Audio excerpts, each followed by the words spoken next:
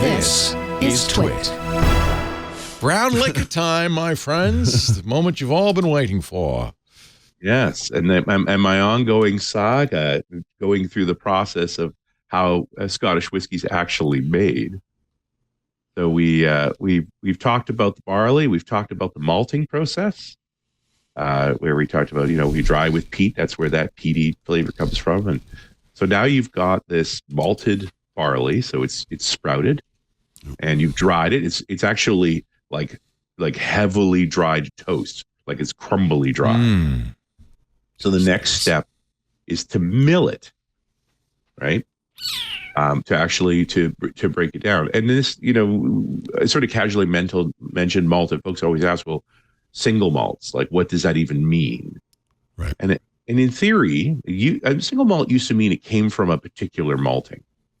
Oh. So when a distillery grew its own grain and malted it itself, if the bottles came from that malting, that was single malt. It doesn't mean that anymore, simply because whiskey is grown created at too large a scale. At factory scale, you can't really count on a given malting. The barley comes from multiple places. It's malted in larger lots. It's dried and ground in different lots. So these days, single malt really means came from a particular distillery. Yeah. So, a Balvenie, say, 12-year-old single malt it doesn't only even have just 12-year-old in it. 12 means it's the youngest thing in the bottle. There might be older in it to get to a consistent flavor profile, right? This need for folks to say, hey, if I buy a bottle of Balvenie 12, it tastes like Balvenie 12, the same as the last one, means that there's very clever folks who work hard to get those flavor profiles consistent. And this is literally humans tasting it, right? That there are tasters who remarkable tasters, they taste things. I have sat with one of them. He says, "Taste these three," and I'm like, "These all taste the same." He's like, "Well, no, they don't." Yep. Yeah, super tasters, amazing. As opposed to and then there's the blends, and blends typically come from multiple distilleries.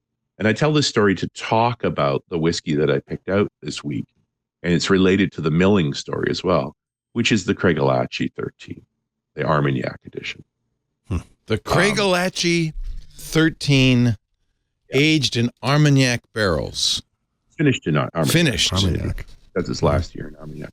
Now the name, and it's not a well-known brand. In fact, most it's because you can't say it. That's why. It's the Scottish really Craigslist. And the Scots say Craigalachie. Craigalachie. It's great. Craigalachie. Aye. Now, it's not my favorite distillery, not by any stretch of the imagination. Most of their barrels end up in Dewar's, and I do like a Dewar's 12, which is a blended whiskey. And Dewar's & Sons own Craigalachie along with Ben Renison and Brothers. That's interesting. But the Craigalachie is not just a distillery; it's also a town, and it's also got a phenomenal hotel in it called the Craigalachie. Ooh, let's go! I'm ready. And it is my launching pad whenever I'm in Speyside to do some shopping. I stay there. It's more than 120 years old. It used to be the old train station, but the train lines are gone now. It is a sportsman's hotel, which is to say that it has a sportsman's entrance, a place where you can clean your mudroom. Yeah. Clean your kilt? Clean your kilt. Well, so if you've shot an elk or if you've caught some salmon from the Spey River, there's an entrance for you to go into to prep them up, and then to have easy access to the freezers so you can freeze your catch. There's a lovely restaurant downstairs called the Copper Dog.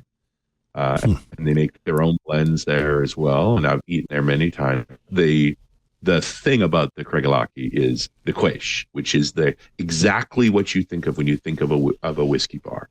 Right. Wooden floor, wall, ceiling, windows on the Spey River, large fireplace at one end. The bar goes off to the horizon in either direction.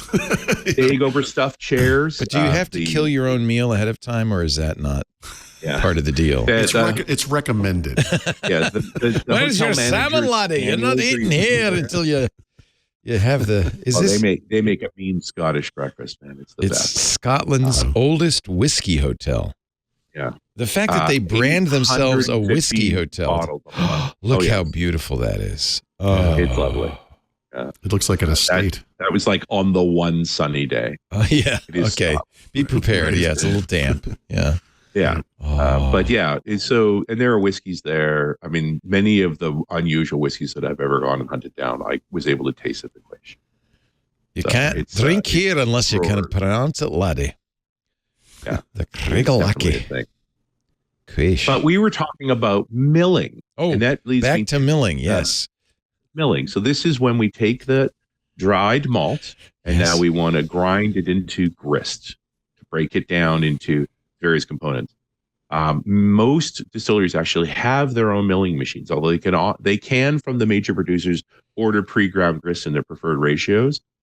You know that story of how every machine today is made to be obsolete? Yeah.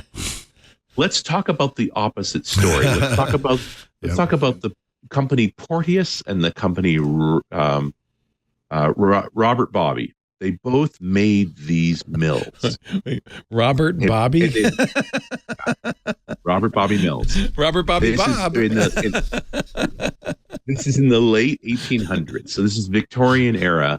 And these machines are essentially indestructible. They're still running today. And both companies are out of business because there's only so many distilleries and only so many breweries that need these mills. And these mills never fail. Oh, wow. They need maintenance. But other than that, and so well, it's today, just a big rock, right? I mean, how hard could it be? It's 2 sets of rollers. So they have a screening system that takes out the debris. Then they have a cracker roller, which cracks the grain. And then you have a grinder roller that grinds it down into fines. So you really want sort of hull, grist, or the medium, and then flour, which is the fine grind. And you wanted them in different ratios. So the typical is about 20% hull, 70% heart, 10% flour. Some ratios are like 15-85, like it depends. The problem here is that when we go to the next step, which is mashing, we're going to attempt to use hot water to start extracting the sugars from the malt. And if you ground it all to flour, it's actually quite water resistant. Like it's hard to get the water into the flour. So they don't want too much flour. They want more grist. But if you don't grind it coarsely enough, you can't get the sugars out. So this is all about optimizing sugar extraction. And so these mills do a very precise grinding so you can actually pull it out. And the Craigellachie distillery, while it doesn't have a regular tour, I have had a chance to take a peek in there. And they have one of these Porteous mills. They're like a 5-ton machine, half the height of the building, bright red, and 100 years old. The oldest Porteouses they found that are still running are 150 years old. Wow. So that's the process. Now you've ground it down into grist. Next step will be get to the mash done, and we can do that next week. In the meantime, the Craigellachie 13 BAS-ARMAGNAC is aged in bourbon barrels and then transferred to Armagnac barrels for its last year. So it comes across a bit sweeter and stronger. It's relatively difficult to find, although that particular bottling, the 13 BAS-ARMAGNAC, it's about $60 if you can find one. It's an interesting interpretation. Armagnac barrels. The Armagnac producers tend to hold onto the barrels, so they're fairly hard to come by. So there's not very many Scottish whiskies made with Armagnac, with those Armagnac flavors, which are distinct. Armagnac is a very old liquor. One would argue one of the very first liquors ever made was distillate of grape into brandy, and the Armagnac process is sort of the original kind of primitive process, as opposed to cognac, which is a 2-stage higher distillation and different aging process. The Craigellachie, they call it muscular. It's a muscular whiskey. Sure. It's not an effeminate whiskey. So just a word of warning. It's brown water is what it is. Yes. They finish it in the BAS-ARMAGNAC barrels to round out the muscular Craigellachie. There you go. So there you go. First matured in ex-bourbon and ex-sherry casks, then rested in BAS-ARMAGNAC casks for just over a year for a steadfast dram.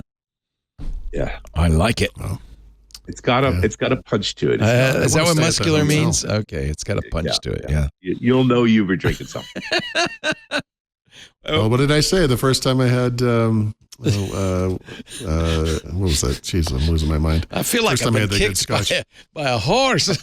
I said I feel like I've been shot in the tongue. Wow. Wow. How fun. So Belgian I have English, some my great tales of mash tuns to tell the next time around. Well, and then I want to hear about these worm tubs because they keep talking about their worm tubs. That's a thing. That's Yes, a thing. that's one of the older processes. You know, many distilleries have modernized pieces of that. Sometimes you have Victorian gear. The contemporary gear is mostly German. It's derived from brewery. Like everything we've done so far to the barley, is we're on the beer. same path that we're making beer. Yeah. Right? And we are going to get to a point of wort, and then we're going to change path. This is good. Nice. This is good. Yeah, I'm really enjoying it. Thank you for doing this, Richard. I'm having a great time. Yeah, we're really learning here.